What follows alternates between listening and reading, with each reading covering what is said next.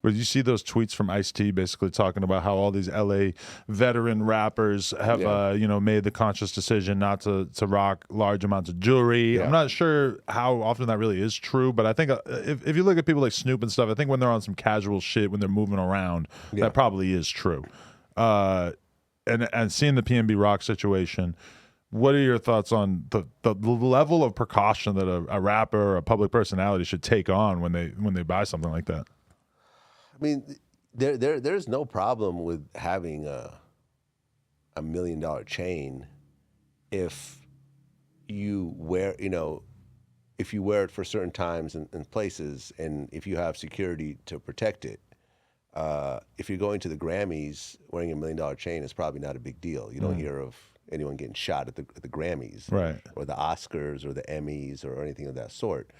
But for the PNB Rock situation, I don't know the exact details, but the impression I've been getting is that he was rocking a lot of his big chains at the Roscoe's in South Central, which is a Roscoe's that I would not go to. I've known about this Roscoe's forever. Like, if I go to Roscoe's, I'll usually go to the one in Hollywood. Right, which is like in a residential area. You never really hear of anything really happening there. I've been to that one a bunch of times. When I lived in Long Beach, I went to that one a bunch of times. I've been to the Inglewood one, which is, that one, just because I know Inglewood, because I've stayed in Inglewood for quite a while, but like, I wouldn't go to the South Central one. I definitely would not go there with a bunch of jewelry on. Right. At all. And also, in terms of the way I move around, no one around me would ever Instagram our location. Right. And tag the location of where I was. Like, I would never, if I ever take a picture and I post it, it's because I've been gone from that location for like 6-7 hours. Right. Right. I noticed you just left Dallas and said, right. Yeah. So I was in Dallas. Had a great time in Dallas. I'm like, I had no idea he was in Dallas. I was in Dallas. Warren Sapp interviewed Michael Irvin. Right. For Vlad TV, and when I was in Dallas, I wasn't Instagramming. Right. Like, I posted a picture after I was like on the plane going back to LA, just because who knows who might have a problem with me in Dallas, and they could see a location, they recognize it, and next thing you know, you have a problem on your hands. Right. So it definitely becomes an issue though too, because like my girl, I mean, I feel like I don't have the same level of security fears that somebody like PNB Rock probably should have had, rocking all that jewelry or whatever. But I see it with my girl all the time, where she's having coffee at some fucking cafe when we're on a trip. She wants to take a photo of it, whatever.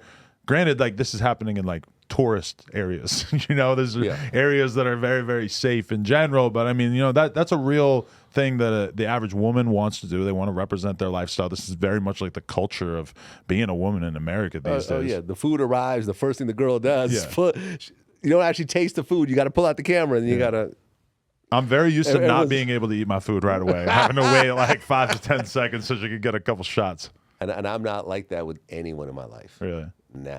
Because you're lucky, because you've always had the very clear-cut separation between your content and your personal life. Right. For me, it's always been very, very intertwined. Yeah. And that's something that if you have the option of not using your personal life as content, I think that's something that as a content creator, you should very much take that opportunity, because it's a much simpler thing to be able to go into work and you interview a couple people and then you go home, and those interviews have nothing to do with your home life. Right. For the most part, that's true for me, but quite often there's situations where it's like I'm going home and all of a sudden I'm getting grilled about something that was said on the podcast or whatever. It's happened. Mm-hmm. Yep, not me. Yeah. Not me. For sure.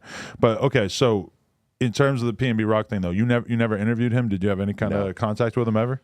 No, none whatsoever. We actually wanted to interview him. I know Academics interviewed him recently. Right. He was going to put me in contact with him. That never really got off the ground.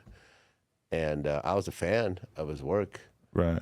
Selfish, I thought, was a dope song. And then there was a bunch of songs I remember with features and collabs that he did that I thought was dope.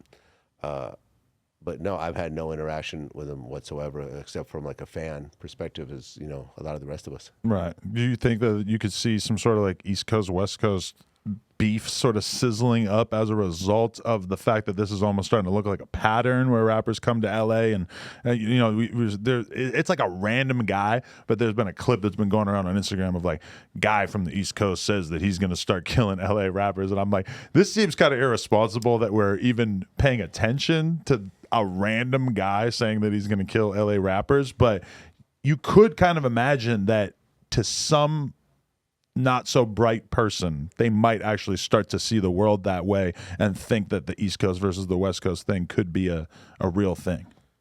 But there's no real representative from either coast that are beefing with each other. This is just random robberies. That's true. With people who are not.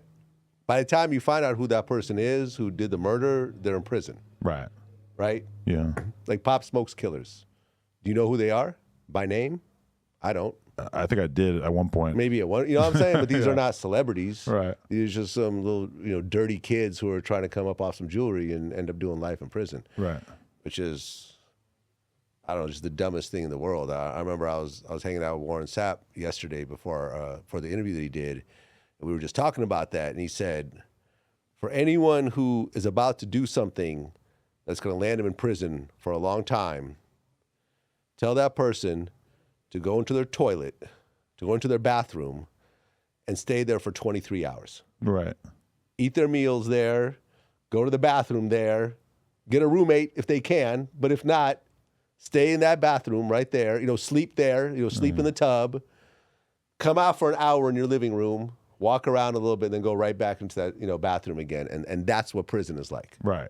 If you're okay with that, then go ahead and do whatever crimes you want to do. Yeah, but if you're not okay with that, then you should probably not do a serious crime. Right. All right, people, we just hit 300,000 subscribers. You know we're trying to hit 400,000 subscribers. So that little red button, tap it, tap in. Appreciate y'all.